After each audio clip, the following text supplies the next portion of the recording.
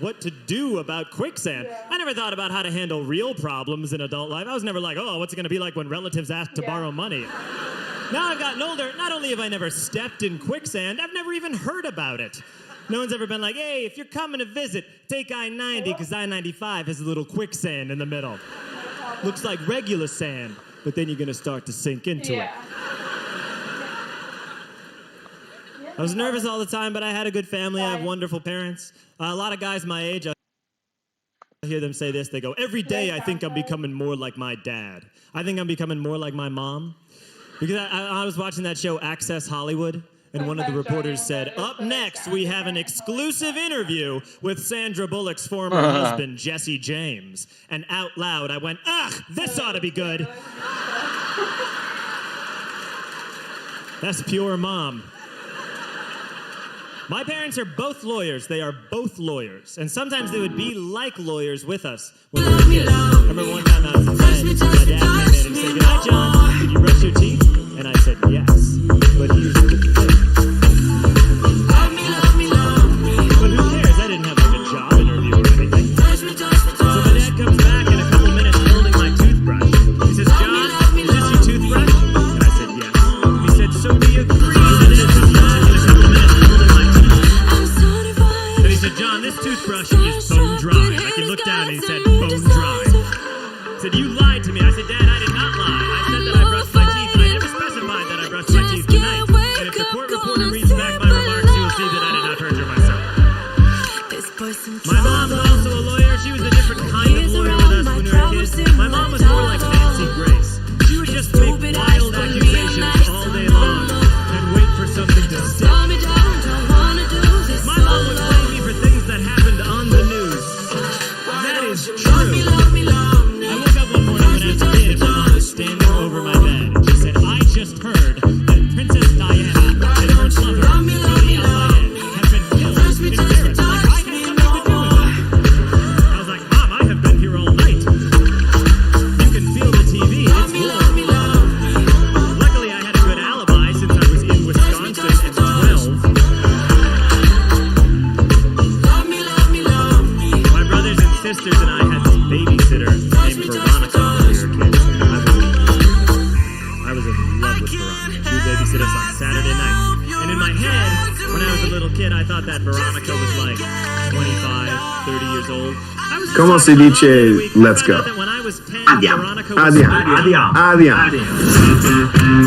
Okay, we are traveling around the world to find some new perspectives on some very old problems. I can't believe this place exists. Food, water, and energy are all the main staples for modern life. Guys, we're going to Paris! We're going to meet some top eco-innovators. This is the community fart bag. This is the community fart. Burns like the Olympic torch. Yeah. We have to open our minds, otherwise we don't survive. To see how change is an inside job. Governments sometimes fail, but people find a way to help each other. It's kind of impossible to stop. And we're going to be eating really, really well. I always wanted to live in New York when I was a kid. I'm so excited that I get to live in New York. I saw New York City in a movie when I was a kid. It was called Home Alone 2, Lost in New York. It is a sequel. Yeah, how about that movie? It was a sequel to the movie Home Alone. I remember in that movie, the kid in Home Alone 2, he gets into a stretch limousine on 5th Avenue with a large cheese pizza, and I thought, this is the height of luxury! Now I live in New York, and I'm psyched, but that is a stupid movie title. Lost in New York, the streets are numbered. How'd you get lost in New York? I know it's kind of stupid to complain about a movie that came out 17 years ago, but I wasn't a comedian back then. So I have to do it now. I wish I'd been a Def Jam comic when that movie came out. I would have torn it to pieces. Be like, you seen this shit? You seen this Home Alone 2 Lost in New York shit? It's a grant system, motherfucker. Where you at? 24th and 5th? Where you want to go? 35th and 6th? 11 up and 1 over, you simple bitch. That'd be my big joke. That'd be the closer if I was a Def Jam comic when that movie came out. But alas, I was not. I think the bullying that young people have to go through now in schools is really rough. I really sympathize because I was bullied when I was a kid. When I was in grade school, I was bullied for being Asian American. And the biggest problem with that is that I am not Asian American. But when I was younger, and this is absolutely true, people thought that I might be Asian American. I have pretty thin eyes. I had very thin eyes when I was a little kid, and I had straight black hair that I wore in a bowl cut. And from the ages of 3 to 8, people thought that I might be a young Chinese person. On the first day that he met me, the guy that is now my best friend, he met me the first day of kindergarten. He went home that night and said, "Papa, today I met a boy with no eyes." And that was me. Kids would make fun of me in middle school. Kids would call me a Chinaman, which of the racial slurs has got to be the laziest. That is just pushing two words together. No work was done there.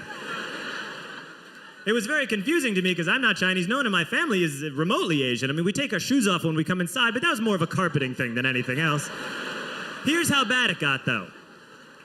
I remember when I was in junior high, we had this music appreciation class that we never appreciated. And they took us to hear some classical music once at a symphony orchestra. So we go to a symphony orchestra. In one of these classical pieces, there's a moment where they bang a gong. And every time they banged the gong, all the kids sitting in front of me would stand up, turn to me, and bow like that. Which is some racist-ass bullshit, but also incredibly well coordinated for a group of 13-year-olds. 13-year-olds are the meanest people in the world. They terrify me to this day. If I'm on the street on like a Friday at 3 p.m. and I see a group of 8th graders on one side of the street, I will cross to the other side of the street because 8th graders will make fun of you, but in an accurate way. They will get to the thing that you don't like about you. They don't even need to look at you for long. They'll just be like, ha ha ha ha ha, ha ha ha ha ha. Hey, look at that high-waisted man. He got feminine hips. And I'm like, no, that's the thing I'm sensitive about. It's not, obviously there's like such a delay. So I haven't figured out how to do the video. But when I was a boy, I was also confused with a woman sometimes over the phone. Because before I went through puberty, I had a voice like a little flute. I was once on the telephone with Blockbuster Video, which is a very old-fashioned sentence. And it is. I was on the telephone with Blockbuster Video. That's like when your grandma would be like, we'd all go play jacks down at the soda fountain. You're like, no one knows what you're talking about, you idiot. You know how you talk to your grandma? So I was on the phone with Blockbuster. I'd called them a couple of times in one day to ask about a movie. And I called for a third time. I said, hey, yeah, I was just calling to see if you had Addams Family Values yet. And the guy at Blockbuster went, hey, lady, I'll tell you when we get Addams Family Values. But look, I wasn't offended as a boy being confused with a lady. I was offended as a lady who was getting pushed around by this chauvinist asshole that works at Blockbuster Video, talking to me like I'm some floozy. I am a proud Asian American woman, and you will treat me with respect. I am a tiger mom. Now when people make fun of me, I deserve it. I do. When people get mad at me now, it's my fault. Like when people get mad at me on the highway, that's all my bad. I'm a terrible driver. I know nothing about cars. I meant to learn about cars, and then I forgot. Nothing that I know can help you with your car ever, unless you're like, hey, I've got a flat tire. Does anyone here know a lot about The Cosby Show? And then you can be like, oh, perhaps I could be of some assistance. I'm one of the worst drivers I've ever seen, and I just want you all to know that if you're ever on the highway behind me, I hear you honking, and I also don't want me to be doing what I'm doing. I don't like that I'm in that lane either, and I sure would like to get out of it. I was on the highway in Texas recently, which was like a highway filled with 13-year-olds, and I was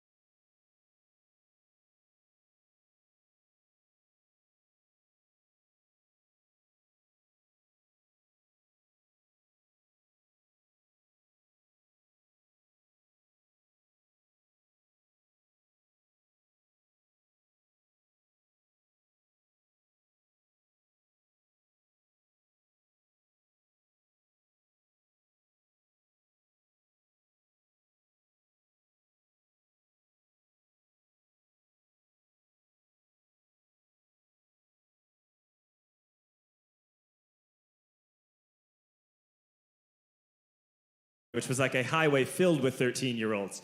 And I was in the far left lane. And I was going in the far left lane, and then it turned into a U-turn only lane. And I started to make a U-turn, but then I panicked because I didn't want to make a U-turn. So I put the car in reverse and then merged right back onto the highway. The best thing about that was that after that, cars were pulling up and looking over to see who just did that piece of shit move, expecting to see like a 100-year-old blind dog who's texting while driving and drinking a smoothie. Instead, they see a 28-year-old healthy man trying his best.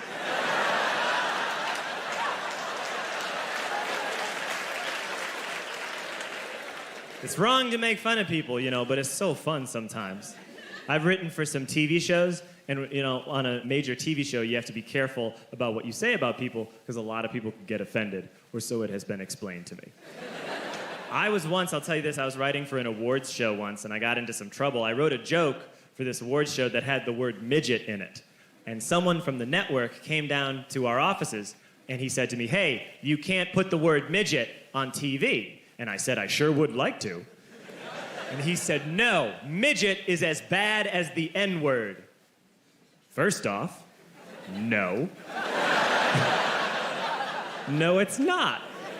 Do you know how I know it's not? I said to him, is because we're saying the word midget, and we're not even saying what the N-word is. If you're comparing the badness of two words, and you won't even say one of them, that's the worst word. Also, I don't mean to gloss over what like little people have been through in this country, but you cannot compare the plight of midgets to African Americans. That is outrageous. Midgets were never enslaved, unless you count the Wonka factory. So we get into this argument, we're going back and forth. He goes, "You can't put that word on TV." And I said, "I want to." And he goes, "If you put that word on TV, there could be a protest of midgets on this building." And I said, "Promise?" How tempting would that be? I don't mean to complain about censorship at all, though, because as you probably have seen by now, you can basically say whatever you want on television. It's ridiculous. You can say anything you want. And if you don't believe me, you should watch a little program called Law and Order Special Victims Unit. Yeah, a show that I love, because on that show, you can say the grossest things you've ever heard in your life. No, you can't say like the F word. You can't say that on Special Victims Unit. But people walk around on SVU going like, "Looks like the victim had anal contusions." Yo, looks like we found semen and fecal matter in the victim's ear canal.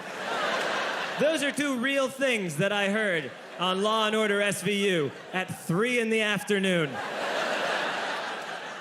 Both spoken by Ice-T. Ice-T is a detective with the Special Victims Unit. He handles New York's most sensitive cases. I love Ice-T on SVU. He is fantastic. He's awesome. What's so great about him is that he's been with the SVU for like 11 years now. But he still treats every case like it's his first in terms of total confusion. Sometimes they'll be in the middle of an investigation and Ice-T will be like, "Yo, you telling me this dude gets off on little girls with pigtails?" It's like, "Yeah, Ice. He's a pedophile. You work in the sex crimes division. You're gonna have to get used to that." You know how they try and tie in like current events to every episode of SVU? So there was this episode I saw a while ago that was about sex addiction, because a lot of celebrities had come out as sex addicts. So the episode's about sex addiction. There is a scene in the episode where the other detectives are trying to teach Ice-T what sex addiction is, and it takes a couple of minutes. And finally, Ice-T gets it, and they cut to him in this close-up, and he goes, "Oh, I get it. You mean like when someone drinks too much, or snorts cocaine, or bets the house on the ponies?" And I was like, "Yeah, you got it, man." And I was psyched that Ice-T understood so that they could continue with the investigation. But I could have watched another 4 hours of Ice-T just naming examples. Just that close up. And Ice-T like, or like when someone smokes too many cigarettes, Or like when someone shops too much with credit cards. Or like when someone plays too many scratchy lotteries. Or like when someone eats too much chocolate cake. Or like when someone eats too much chocolate cake and then barfs it up. And he would just keep talking and it would slowly fade out and say executive producer Dick Wolf. That'd be my ideal episode. That'd be a good one. I saw this SVU a little while ago. I saw this episode of SVU, and Dean Cain was a rapist on the show. And there was a scene where they do a lineup with Dean Cain and 4 other guys. And they bring in this woman who's going to look at the lineup, and it's her behind the glass, and they open the curtain, and she's standing with the 2 other detectives. And I knew she wasn't going to say this, but part of me was hoping she would just be like, is that Dean Cain? Fucking Dean Cain? It's pretty cool. I also watched this show called Cold Case Files. On Cold Case Files, they solve old murders. And it's really interesting, because what I learned from it is that it was really easy to get away with murder before they knew about DNA. It was ridiculously easy. Like, what was even going on back then? What was a murder investigation like in 1935? One cop would just walk in and be like, "Detective, we found a pool of the killer's blood in that hallway." And he would just be like, gross. Mop it up. Now then, back to my hunch. Look for clues. I'll tell you what we'll do. We'll draw chalk around where the body is. That way we'll know where it was. Also, a couple of years ago, I saw this movie called Public Enemies with Johnny Depp. It was about old bank robbers and stuff. Here's how easy it was to get away with bank robbery back in the 30s. As long as you weren't still there when the police arrived, you had a 99% chance of getting away with it. To the point that, like, those old bank robbers, they take credit for the bank robberies. Like, they come running out of there and they're like, ha ha ha! And if anyone asks, you tell them it was Golden Joe and the Suggins gang. And then they, like, shoot Suggins into the side of the wall. It's like, what, were bullets free back then? And they don't even disguise themselves. They dress up for the bank robbery. They're rolling in there in, like, big suits and hats like they're going to church in Atlanta. They make a day of it.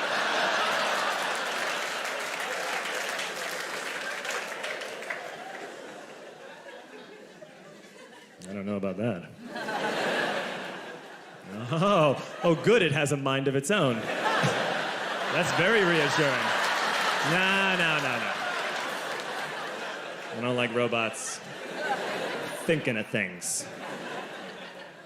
Hope you don't mind that I dressed up. It was my first communion today, so I decided to come right from it.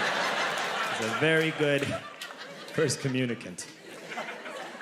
Thank you for coming to this show, by the way. I really do appreciate you coming to a thing because you didn't have to. And it's really easy not to go to things. It is so much easier not to do things than to do them that you would do anything is totally remarkable. Percentage-wise, it is 100% easier not to do things than to do them. And so much fun not to do them, especially when you were supposed to do them. In terms of, like, instant relief, canceling plans is like heroin. It is an amazing feeling. Such instant joy. Kids don't like that. Kids always want to do stuff. Kids get angry. They go, "Oh, we didn't do anything all day." But you ever ask an adult what they did over the weekend and they say they didn't do anything? Their faces light up. You're like, "What'd you do this weekend?" I did nothing. I did nothing at all. Did we do anything? No, I didn't do anything. People especially don't want to do their jobs. I've found that out recently, too. I have a friend named Megan. She's an elementary school teacher. And I was out with her one night, and she was drinking like a monster. And I said to her, "Don't you have to do a shift at school tomorrow?" And she went, "I'll just show a video." And I was like, "That's why teachers show videos?" She said this. She goes, "Yeah, I don't want to work." And I was like, "The kids don't want to work either." And she was like, "Good."